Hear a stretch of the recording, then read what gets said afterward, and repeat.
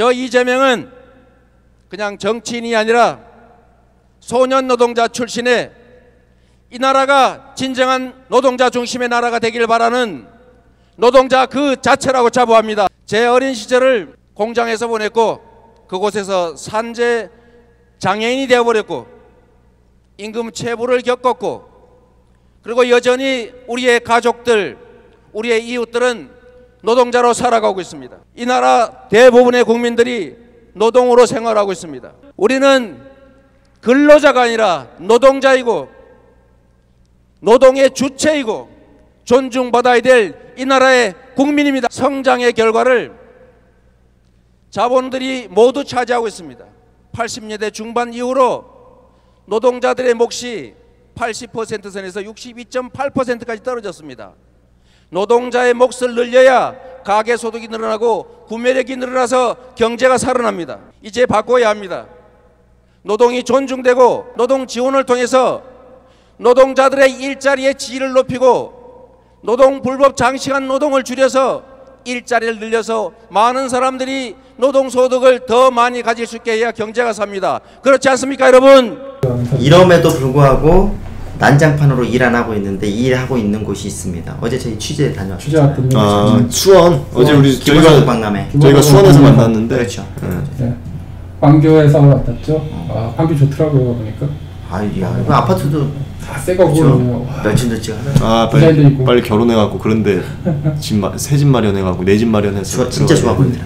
진짜 좋아. 사람들 진짜 많더라고요. 30년 걸릴 것 같아. 30. 우리나라는 진짜 사람들 성황리에 그렇죠? 그리고 뭐 기본소득에 관한 저명 인사들도 오셔서 뭐 많이 오셨죠. 뭐 어저께 기억나는 분은 그 애니 밀러라고 영국에서 오신 영국 분이신데 진짜 할머니신데 연로하시더라. 계단 내려오시는데 이게 지팡이 하시더라고요.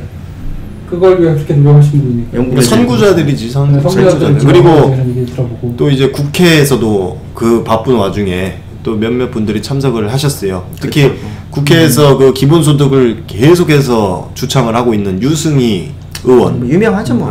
위원장 그리고 하시고. 정성호 의원, 그리고 원혜영 의원. 원혜영 의원은 뭐 개회사할 때 말씀도 하셨고. 그러니까 정성호 의원도 마찬가지고, 뭐 유승희 의원도 마찬가지고. 그래서 요분들도 오셨고, 하여튼 그리고 또 뭐 전국의 많은 시장 군수들 또 함께 하고. 개인적으로 이제 지하철 내려서 오는 과정 속에서 이제 이렇게 깃발들이 붙어 있었잖아요. 근데 거기 좀 울컥했어. 왜냐면 대동세상의 문을 열다라는 표현을 썼는데 이게 사실은 대동세상이라는 이 단어 자체가 생소하죠. 이거 조선시대에 조선 후기에 대동세상 뭐 이런 얘기 그래 맞아. 그만큼 안 쓴 거죠. 그동안. 근데 그게 어떤 이 경기도라는 큰 지자체에 이 어떻게 보면 곳에 이렇게 걸려 있는 캐치프라이즈로 울컥했어요. 왜냐면 어느 한 행사의 큰 행사의 정책. 야 저런 단어를 쓰네라는 생각이 들었죠. 조선 선조 때 대동계라는 게 있어요.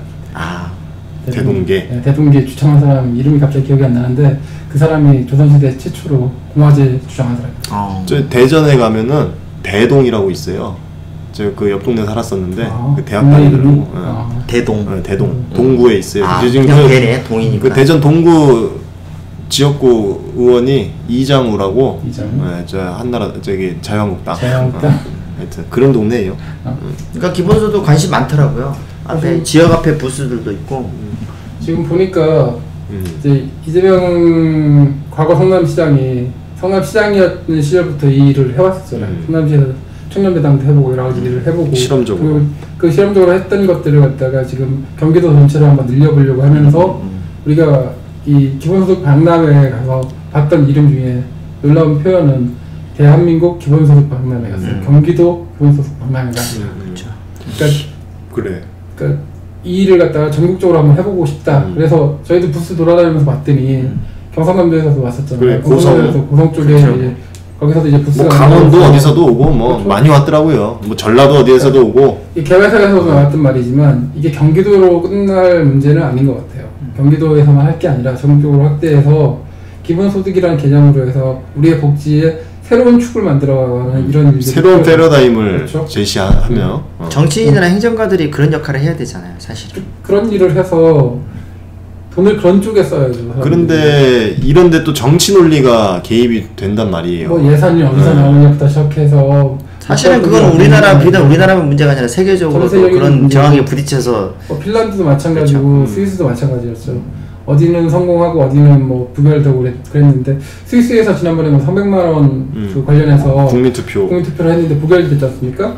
근데 이제 부결됐지만 여기에 어저께 나왔던 컨퍼런스를 예를 보니까 실험적으로 소규모로 이렇게 하는 것들은 계속 하고 있나 봐요. 근데 결과적으로 우리가 생각하듯이 우리가 국민에게? 우리들의 반대편에 있는 사람들이 생각하듯이 얘기하든 뭐 게을러진다, 일을 안 한다 이런 것들은 없었더라고요.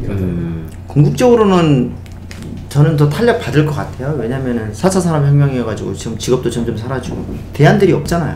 그렇죠. 대안 없는 없잖아요. 세상을 자동화 없죠. 시대니까. 그렇죠. 없죠. 직업은 점점 줄어들고 노동 시간이 단축돼야 된다라는 건 당연한 뭐 우리의 그러니까 이 그러고. 기본소득을 주장하는 학자들이 공통적으로 하는 말이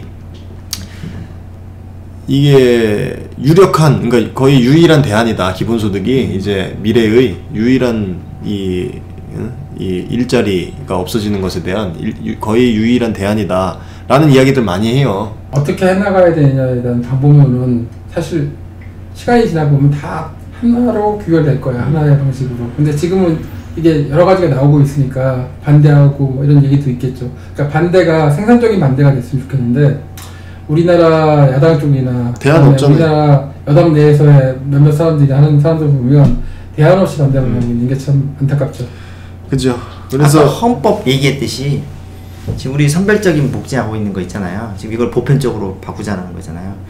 그 옛날 생각 아직도 가지고 있는 거예요. 이건희 손자한테 우리가 왜 밥을 공짜로 줘야 그러니까 되는 그런- 아직도 하고 앉았습니까? 그러니까 그런 걸 선별적으로 해야 하는 것은 복지가 아니라 사실은 처벌.